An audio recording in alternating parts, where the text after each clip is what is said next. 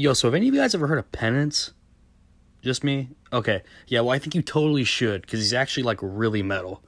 I mean, come on. Look at him. He's literally covered in spikes that stab him 24/7 because he's guilty, got a bunch of kids killed. It does not get more metal than that. And I know what you're probably thinking. Got a bunch of kids killed? How is some guy who got a bunch of kids killed underrated to you? And yeah, that sounds a little weird, okay? But just let me explain, alright?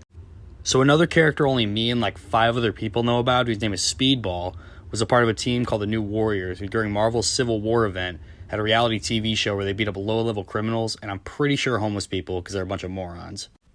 But yeah, so they were basically a part of the inciting event of Civil War, where Speedball, being the dumbass he is, convinced his team to ambush a bunch of supervillains way above them for ratings on their stupid TV show.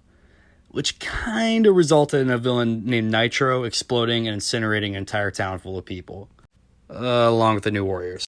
And the primary blast was kind of like right in front of a school, so it killed a bunch of kids. So, as you can imagine, the government, who were already on the fence about heroes, were a little peeved. So they passed a law that demands all heroes register with the government, yada yada yada. Captain America and Iron Man disagree, yada yada yada. You know how the whole thing goes. But a part of Civil War that always seems to get forgotten is my boy Penance, aka Speedball. Yeah, America's biggest dickhead Speedball survived the explosion and is now a scapegoat for the whole disaster in Stanford. But hey, it's all good, because he feels really, really bad for what he did, guys. Like, so bad that he made a new suit that stabs him with 612 spikes all day, and now he works for S.H.I.E.L.D. to capture unregistered heroes as a part of the Thunderbolts. Yeah, so basically Speedball turns into an emo kid who cuts himself 24/7. Partly because he feels really bad, and partly because his power is kind of burnt out in protecting him from the explosion, so now they can only be triggered by intense stimulation, aka pain. Convenient, right? Look, so once again, I know you're probably thinking, dude, how is Penance underrated? He sounds really fucking stupid. And I know, he's just a dumbass with a victim complex. But hey, so am I, so what do you expect? But look, man, under that spiky exterior, he's actually really cool. Okay, so he originally had kinetic powers that allowed him to bounce around on colorful balls all day, which was also really stupid. But now, he can channel enough power to blow up a whole cell block. Pretty sick, right? Yeah. I mean, this dude took on and beat the shit out of Wolverine and Doctor Doom in his solo run. I mean, come on. That's gotta qualify for some kind of credit for the poor emo.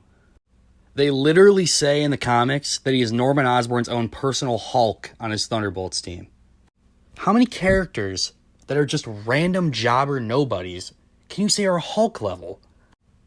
And hey, guess what? He's not as stupid as we thought, actually. In that solo run I mentioned, he literally was able to fool the entire Thunderbolts team. I mean, they're pretty stupid, but still. And Iron Man, and S.H.I.E.L.D., and Wolverine, and like everyone else ever, into thinking he was going to launch nuclear weapons just so the Thunderbolts would show up, and he could take their ship all the way to Latveria so he could fight Doctor Doom, and make him show him where Nitro, remember him, was being held prisoner in a dungeon, so he could torture him and make him wear the Penance suit.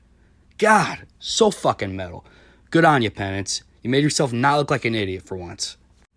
So aside from him being a stupid ass, Penance has always had one of the coolest designs in all of comics, in my opinion.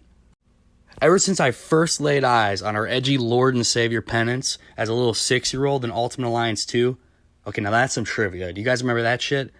The spikes and the dark pain demeanor just hooked me right away, forever. Plus, his crazy power levels that can give Wolverine and Doctor Doom a difficult afternoon.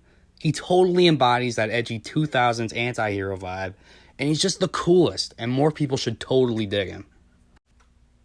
Or, it could always come down to me just being a stupid emo kid like him my whole life.